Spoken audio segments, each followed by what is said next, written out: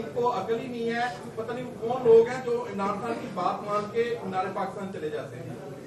یہ کس نے کہا؟ مریم اورنگزیب نے کہا کہ وہ حیران ہے. دیکھیں مریم اورنگزیب حیران ہی ہوں گی, کیونکہ مریم اورنگزیب نے زندگی میں کبھی کونسلر کا الیکشن نہیں لڑا, اور انہوں نے زندگی میں کبھی لوگ ہی نہیں دیکھے.